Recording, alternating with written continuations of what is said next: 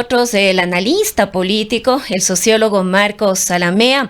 Marco, muy buenos días. Gracias por estar esta mañana con nosotros. Pues quisiéramos compartir con usted y que usted comparta con nosotros, con nuestra audiencia, sus lecturas y criterios respecto de esta coyuntura electoral. Pues los comicios se adelantaron, iremos a las urnas prácticamente 80 días antes de lo que estaba previsto. Esta votación se desarrollará el día 29 de noviembre. Bienvenido, Marco, le escuchamos. Buenos días, estimada Rosana. Un saludo cordial a las personas que nos escuchan y nos ven. Bueno, hay que indicar de que en realidad en el Ecuador la gran pregunta que debe hacerse es si vivimos o no plenamente un régimen democrático. Las elecciones son un componente más de la democracia como forma de régimen o forma de gobierno. Junto a las elecciones usted tiene otros 4 elementos sustanciales para hablar de un régimen democrático. Por ejemplo, tiene el tema de la división de poderes. La gran pregunta es, ¿existe en el Ecuador realmente una verdadera división de poderes? Ejecutivo, legislativo, judicial y otros órganos del poder público establecidos en la Constitución, ¿son independientes, están en diferentes manos? ¿Funcionan lo que se llamaba desde la teoría de Montesquieu los pesos y contrapesos? El otro elemento de la democracia representativa como forma de gobierno, de régimen, tiene que ver con la supremacía de la Constitución. Por eso mismo se asocia régimen democrático a régimen constitucional o a Estado de Derecho. Existe en el Ecuador en este momento un pleno respeto a la Constitución, hay un ejercicio del poder que se adapta, que se adecúa a las normas jurídicas, al Estado de Derecho. El otro elemento consustancial también de la democracia tiene que ver con las decisiones por mayoría, ciertamente, en democracia no va a decidir la minoría, pero esa mayoría tiene que respetar en sus decisiones los derechos de las minorías. Caso contrario, la democracia deviene en una dictadura de la mayoría. El otro elemento, un cuarto elemento, antes de entrar en el tema electoral, tiene que ver con el ejercicio de un conjunto de derechos y libertades. Las famosas libertades democráticas como la libertad de pensamiento, la libertad de expresión, la libertad de organización, la libertad de protesta pacífica, la libertad de libre movilidad. Existe en el Ecuador un ejercicio pleno de estas libertades. ¿Qué está pasando con periodistas, con medios de comunicación como El Expreso en estos mismos días, ¿no?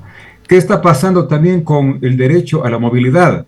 Hace días se denunciaba cómo en un evento que la Ecuadrunaria había organizado para la posesión de su nueva directiva, se impidió que indígenas lleguen en buses a este acto de la Ecuadrunaria en Quito. Entonces tampoco se respeta la libre movilidad, se respeta la libertad de expresión, la libertad de protesta pacífica. Entonces estos elementos son, repito, pues consubstanciales a un régimen democrático. Y el otro elemento con el que lamentablemente a veces la gente suele asociar a la democracia son las elecciones. Cree que cuando hay elecciones hay democracia.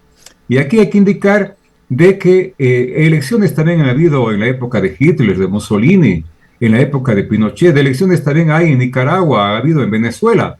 Pero puede decirse que en esos países hubo o ha habido realmente un régimen democrático. Las elecciones son un componente de la democracia. Yo creo que en el Ecuador vivimos un sistema electoral, pero no plenamente un sistema democrático. Pero además, las elecciones para ser parte de la democracia como forma de régimen o de gobierno tienen que cumplir 2 características. Tienen que ser elecciones libres e igualitarias o equitativas. ¿Existe realmente plena libertad en el Ecuador, libertad electoral? ¿Qué significa esto? De que todos los sujetos o actores políticos tienen que tener precisamente la libertad para participar en la contienda electoral. En el Ecuador existen organizaciones políticas que han sido proscritas, suspendidas o que corren el riesgo de desaparecer. Concretamente, pues asistimos hace pocas semanas a la proscripción de la principal organización política de oposición en el Ecuador, la llamada Revolución Ciudadana. También, ¿no es cierto?, la resolución inicial para sacar ya del reconocimiento como organizaciones políticas a los partidos como Construye y la Unidad Popular. Pero también junto a esto hemos visto de alguna manera el acoso, en algunos casos la persecución a través, digamos, de la Fiscalía, de ciertos actores políticos, de ciertas autoridades locales, a las cuales lo que se pretende es simplemente dejarles de lado para que puedan optar por la posibilidad de una reelección. Entonces no existe realmente libertad electoral plena en el Ecuador. Y por otro lado, para comenzar lo que usted señalaba al inicio, un cambio en la fecha de elecciones. ¿Por qué se produce este cambio en la fecha de elecciones? Realmente es un tema que responde a una perspectiva de lo que podría pasar con el fenómeno del Niño, es decir, un asunto climático futuro. Se puede prever con un año de anticipación que el fenómeno del Niño va a ser tan fuerte que va a causar estragos y que va a impedir en ciertas zonas de la zona un normal evento electoral. El fenómeno del Niño ha ocurrido siempre y nunca a alguien se le ocurrió adelantar las elecciones. Incluso se habla con las previsiones climáticas de que los estragos del fenómeno del Niño van a adaptarse para septiembre, octubre o noviembre. Entonces, ¿en qué quedamos?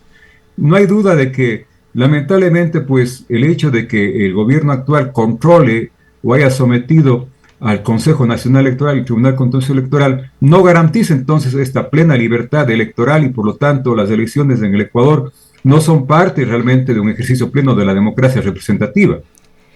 Ahora, Marco, bueno, con todo este análisis inicial que usted ha hecho sobre el estado de situación de la democracia aquí en el país, un poco nos preguntamos cuáles son las reales motivaciones del gobierno nacional a través del Consejo Nacional Electoral de tomar decisiones de esta naturaleza. El modificar el calendario electoral, digamos, es solamente el golpe final, digamos, de un proceso que ya se viene desarrollando desde antes, que usted mismo ya manifestó, lo ocurrido con el movimiento político Revolución Ciudadana y por supuesto con las otras organizaciones políticas, tanto Construye como Unidad Popular, y la intención de retirarlas del registro electoral. Nos preguntamos a qué responde, cuál es la real motivación, porque ya está clarísimo que no pasa por esta preocupación de la seguridad de los ciudadanos y las ciudadanas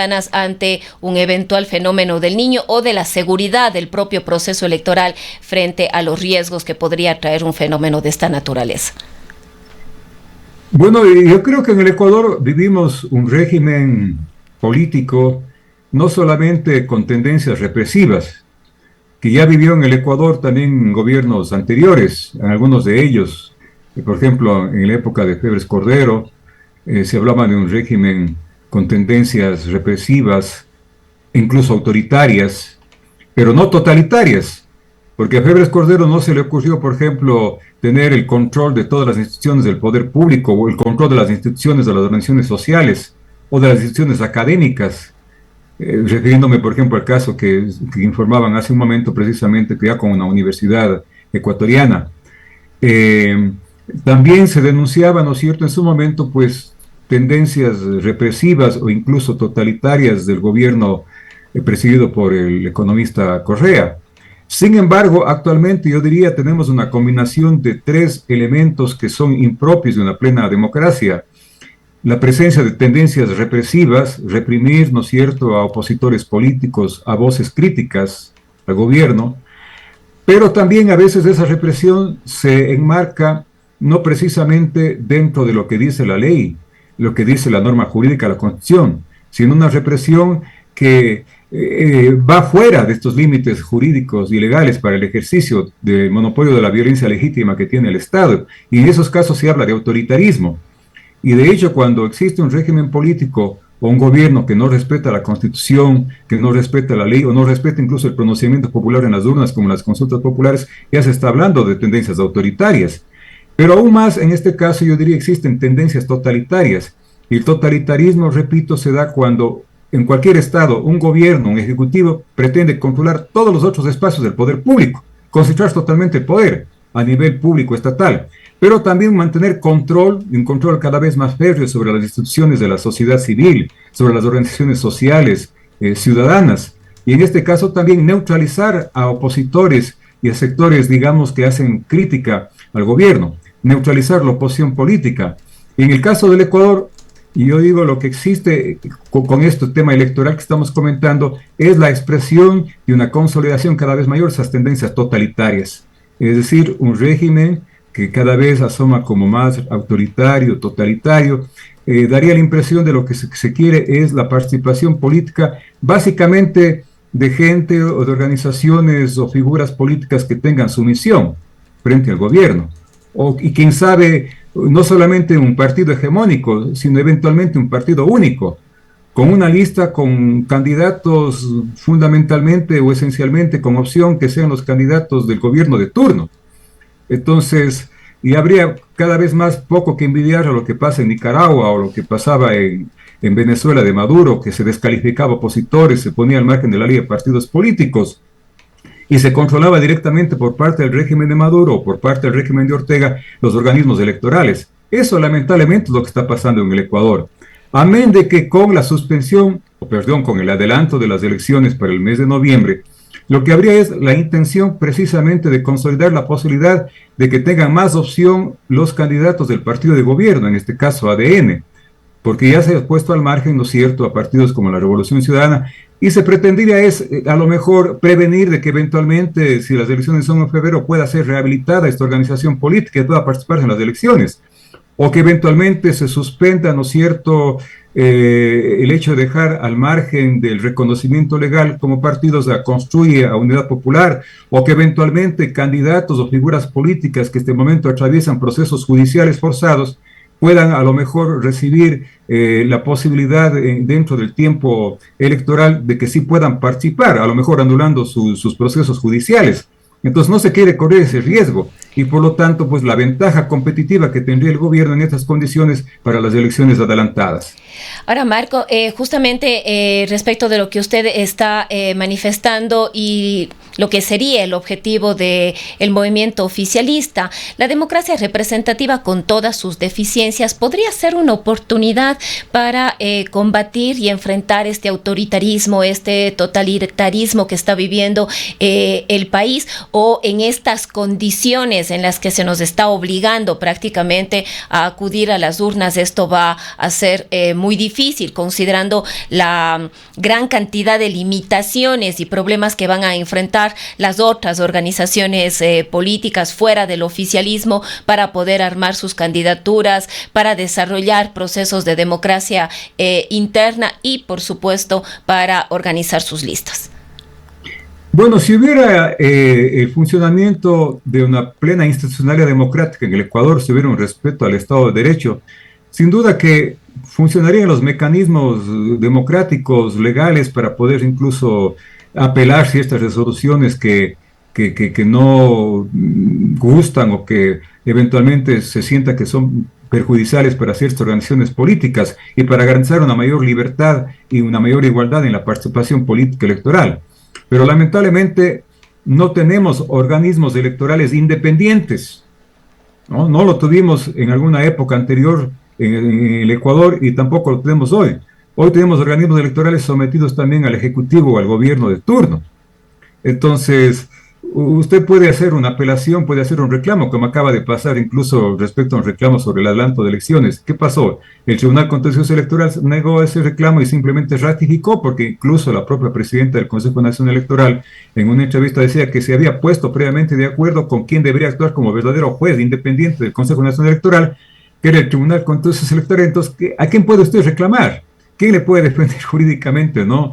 Entonces... ¿Y dónde queda la Corte Constitucional, Marco, ahora? ¿Podemos tener alguna expectativa respecto de lo que podría decidir la Corte en torno a esta decisión del CNE? También, si hubiera una institucionalidad plenamente democrática, el respeto a la ley, a la Constitución, al Estado de Derecho, debería obviamente confiarse y esperar que la Corte Constitucional revea esta decisión, porque además hay una cosa absolutamente jocosa o curiosa. Vea usted, la ley electoral establece de que la posición de las autoridades electas, en este caso las autoridades locales, será el 14 de mayo del año en que se realicen las elecciones. Uh-huh. Si las elecciones son en noviembre, entonces debían posesionarse, había que retroceder en el tiempo, ¿no es cierto?, y ser posesionada en una suerte de viaje del tiempo al 14 de mayo del 2026, de este año.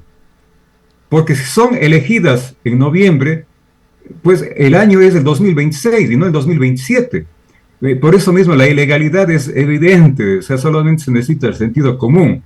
Pero usted reclama al órgano electoral, no es posible, repito, porque no es un organismo electoral independiente. Como la mayoría de instituciones del Estado no son independientes, están cooptadas, ¿no es cierto?, controladas por el Ejecutivo. Y en este caso, pues la única esperanza o el único resquicio, digamos, de mantenimiento de cierto orden jurídico, institucional o democrático, la Corte Constitucional ha estado sometida a un acoso permanente, incluso ya una suerte de persecución anunciada en contra de algunos de los miembros o vocales del Tribunal Contencioso Electoral, quizás para generarles algún tipo de temor y miedo, y no puedan tampoco actuar con independencia.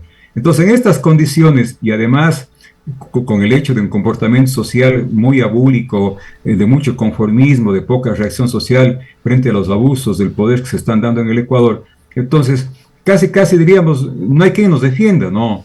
Y todo termina siendo una política de hechos consumados. Se cometen arbitrariedades, se cometen actos antidemocráticos, pero nada pasa. Recordemos lo que ha pasado mismo acá en el caso, digamos, de Cuenca con las consultas populares en defensa del agua, o lo que pasó justamente en noviembre del año anterior con la consulta popular, que se planteó que no se permita la instalación de bases o la presencia de tropas extranjeras, ¿no es cierto?, en bases militares ecuatorianas. Y hoy no solamente que no se permite eso, sino el propio Ecuador eventualmente puede convertirse en una base militar de militares norteamericanos, cuando el propio presidente hace unos días decía que él va a autorizar que militares estadounidenses estén en territorio ecuatoriano supuestamente ayudando a combatir la inseguridad con policías y militares, ¿no?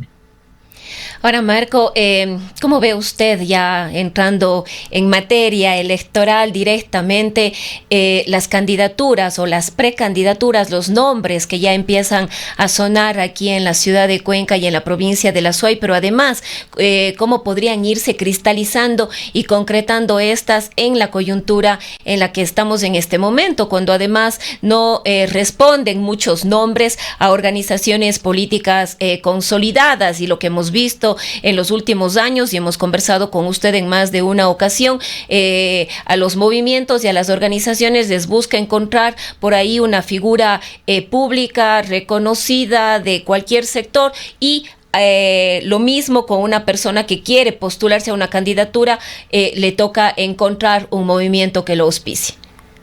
El propio adelanto de las elecciones de noviembre, casi con 3 meses, digamos, de anticipación al calendario normal de las votaciones que eran en febrero, prácticamente pone en condiciones de desigualdad. Por eso no es una competencia, no son elecciones democráticas, ¿no es cierto? No son parte de una verdadera democracia. En condiciones de desigualdad a aquellos que quieran surgir como nuevos a la palestra política, porque además hay una campaña electoral reducida a 15 días. ¿Cómo puede usted conocer a candidatos o propuestas de candidatos que no han estado antes en la palestra político-electoral en ese corto espacio de tiempo? Entonces es perjudicial justamente para una libre y una igualitaria participación electoral a todos los actores sociales que quieren ingresar a la vida política, o actores políticos que no han tenido antes la oportunidad y que quieren precisamente hacer presencia en la lide electoral. Eso es absolutamente perjudicial y inequitativo, pero en esas condiciones es obvio que las figuras políticas que van a tener más posibilidades, más chance, digamos, o mayor ventaja competitiva en el proceso electoral son aquellas figuras conocidas, aquellas que han estado, ¿no es cierto?, y que han hecho presencia, que la gente les conoce, y cada vez se cierra la posibilidad incluso de que figuras nuevas puedan convertirse en una suerte de recién llegados con opción electoral, los famosos outsiders, ¿no es cierto?, los que vienen fuera del límite de la política y que son recién llegados o advenedizos de la política. Entonces, la gente en el caso, por ejemplo, del Cuenca y La Suay va a tener que escoger entre las mismas figuras políticas, digamos, de siempre, ¿no? Y quizás a lo mejor escogiendo no al mejor, sino al menos malo, o al que menos resistencia tenga. Eso es lo que yo veo en el panorama electoral, ¿no? En el caso, por ejemplo, de Cuenca, yo creo que se plantean 2 escenarios posibles. Un escenario posible para la alcaldía con ciertas opciones electorales, si es que participa o se le dejan participar al actual alcalde, y digo si le dejan participar porque recordemos ya hubo un primer allanamiento, ¿no es cierto?, a su despacho, al domicilio del actual alcalde, que nos guste o no, y yo en lo particular tengo cuestionamientos al modelo de gestión personal o a su relación con actores críticos que ha tenido el alcalde, pero siendo objetivo como analista tengo que decir que si es que hay una lida electoral con la presencia para la reelección del actual alcalde, tiene obviamente las mejores opciones de ser reelecto, pero si es que no se le va a dejar participar porque por ahí se le puede inventar algún tipo de juicio, como ha estado pasando, ¿no es cierto?, para darle una figura jurídica a la imposibilidad de que él pueda participar, o a lo mejor alguna resolución del Tribunal Contencioso Electoral, porque recordemos que ayer nomás se hacía referencia en una información a que hay una denuncia por violencia política de género en el Tribunal Contencioso Electoral en contra del alcalde.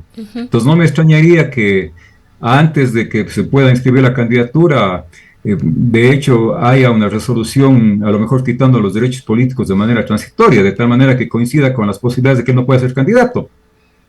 Entonces, ahí tendríamos otro escenario, ¿no es cierto?, para las elecciones de la alcaldía de Cuenca. Y yo diría incluso que ya figuras que han sido alcaldes, ¿no? Marcelo Cabrera, Pedro Palacios, que también ha evidenciado su interés en buscar la reelección, de pronto el exprefecto Pablo Carrasco, Adrián Castro, que ya fue candidato a la base anterior, en representación del partido político del gobierno actual, que serían un poco los más opcionados porque son los más conocidos, y ahí la gente tendría que a lo mejor, yo diría, escoger, o eventualmente podríamos pronosticar de que quien mayores opciones tendría en este segundo escenario es aquel candidato que genere menos resistencias en el público electoral. Ahora, Marco, bueno, el tiempo se nos va. Hubiese querido profundizar un poquito más sobre el tema de las elecciones seccionales, pero otra elección vamos a tener en esta misma fecha, que es la de los consejeros de participación ciudadana y control social, pero además la posibilidad de una consulta popular en la que precisamente nos van a preguntar si es que queremos que el Consejo de Participación Ciudadana continúe eligiendo a las autoridades de control. Quizás nos concentramos mucho únicamente en las elecciones seccionales, pero este otro aspecto también es fundamental. Para comenzar la respuesta a esta última pregunta, precisamente por esta última parte, de si es que se quiere o no que preserve su rol de nombrar autoridades de control, el Consejo de Participación Ciudadana y Control Social. Recordemos que esta pregunta ya se lo hizo en un referéndum convocado por el gobierno de Lasso, y la gente dijo no. Y dijo no tanto porque no estaba de acuerdo a lo mejor con el planteamiento de la pregunta, sino porque las consultas finalmente terminan convirtiéndose en plebiscitos o consultas para aprobar o desaprobar la gestión del gobierno. Y yo creo que esto no va a ser la excepción. Muy probablemente esta pregunta, que a lo mejor podría ser objeto de una interesante discusión o debate, un debate de nivel, un debate serio, a lo mejor termina otra vez siendo negada por la gente. Básicamente porque está siendo planteada por Noboa, y la gente va a aprovechar las elecciones como una oportunidad para desaprobar, ¿no es cierto?, al gobierno de Noboa. Ya lo hizo en el mes de noviembre. Y tal como están las cosas de momento, se habla de que el gobierno tiene un nivel de aprobación de alrededor del 30%. Y a casi las 2/3 partes del país, y esto puede ir en aumento, está desaprobando la gestión por los propios problemas económicos, sociales, de seguridad, de salud, de vialidad, de costo de la vida, etcétera, etcétera, que está viviendo este rato el Ecuador. Entonces, reitero, esta consulta sobre esta pregunta pues podría tener ya quizás un pronóstico absolutamente claro de que la gente va a usar esa pregunta como una oportunidad para decirle otra vez no al gobierno, ¿no? Por más que podría ser interesante a lo mejor por el fracaso que ha tenido el Consejo de Participación Ciudadana en estos temas de elección. Y básicamente un fracaso no tanto, digamos, per se, sino fundamentalmente porque todos los gobiernos han tratado de controlar también y someter al Consejo de Participación Ciudadana. Si este consejo fuera independiente, se garantizaran concursos serios, probos, ¿no es cierto?, imparciales. De hecho, que sería lo más conveniente, efectivamente, como fue la intención de la Constitución del 2008. Pero no se haberse dado esto, pues, y si esto eventualmente pasara a la Asamblea Nacional, habría que garantizar que sea una mayoría calificada, porque caso contrario, pues, un gobierno que tenga mayoría en la Asamblea nuevamente tendría nombrando autoridades de control totalmente sumisas a sus intereses políticos particulares. Bueno, Marco, el tiempo no nos da para más. Queremos agradecerle el haber compartido sus criterios y análisis con nosotros esta mañana. Gracias también por la invitación, Rosana. Un buen día. Hemos conversado con el sociólogo Marcos Salamea. Son las 8 de la mañana con 8 minutos. Dicen que tu casa no es solo un